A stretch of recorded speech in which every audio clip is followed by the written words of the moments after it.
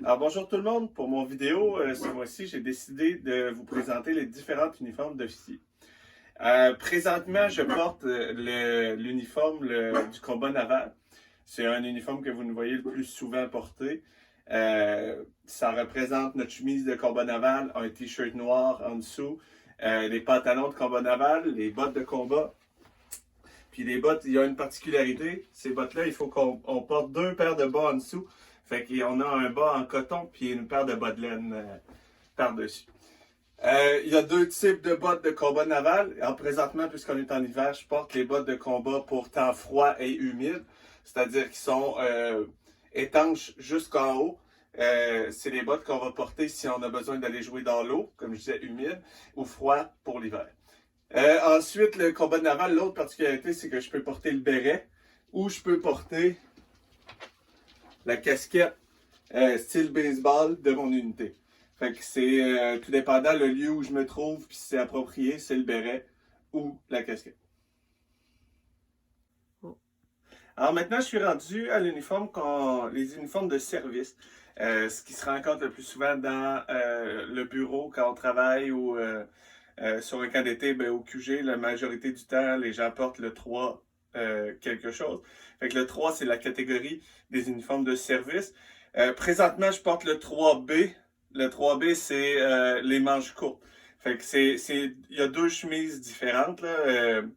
Je peux pas rouler les manches de ma chemise à manches longues pour quand je suis dans cet uniforme-là. Alors, le 3B, c'est la chemise à manches courtes, les pantalons noirs, les souliers qu'on appelle Oxford. Et il y a aussi une paire de bas spéciale, comme vous voyez la différence, celle-là n'a pas de marque rouge. Mais rouge, c'est la couleur de ma taille de bas. Alors, il y a des bas, même les bas sont particuliers. Et le 3B peut se porter avec la casquette de marin comme ça, ou avec le béret. Je vais vous montrer ce que ça donne avec le béret lorsque je vais porter le 3A. Et voilà, maintenant je suis rendu en 3A. 3A, c'est la chemise à manches longues, comme je viens de parler juste un peu avant. Ça vient avec la cravate et on peut porter le béret ou la casquette de marin, comme je vous avais montré dans l'eau. Le bas est identique au 3B, c'est les mêmes pantalons pour la marine. Fait qu'on a les pantalons, les souliers Oxford, puis les bas qui vont avec. Voilà, maintenant j'ai rajouté un élément, comme vous pouvez voir, j'ai rajouté le chandail de laine, ce qui transforme le numéro de la tenue pour le 3C. Le chandail de laine peut être porté par-dessus la chemise à manches courtes comme la chemise à manches longues. Alors, à la minute où quelqu'un est en 3B, rajoute son gilet de laine et devient en 3C. Et où en 3A avec un gilet de laine, ça devient un 3C. Pour terminer, j'ai gardé mon préféré pour la fin.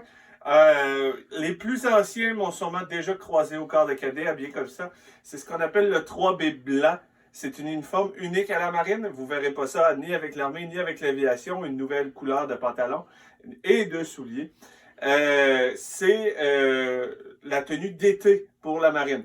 Alors, lorsqu'il fait beau et chaud, on peut porter le 3B blanc. C'est celui, il inclut des pantalons blancs, des souliers blancs et, vous l'aurez deviné, les bas aussi blancs. Il nous empêche de mettre le gilet de laine et l'imperméable. C'est pour ça que je spécifie que c'est lorsqu'il fait beau.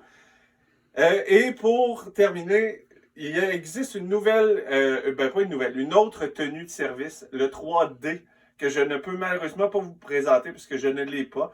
C'est la tenue tropicale. Alors, c'est la tenue lorsqu'on est dans une mission au niveau de l'équateur. C'est un beige pâle. Il existe même des shorts pour aller avec ça. Je ne l'ai pas, je ne le possède pas. C'est ici au Canada, on n'en a pas. Mais sachez que ça existe, le 3D.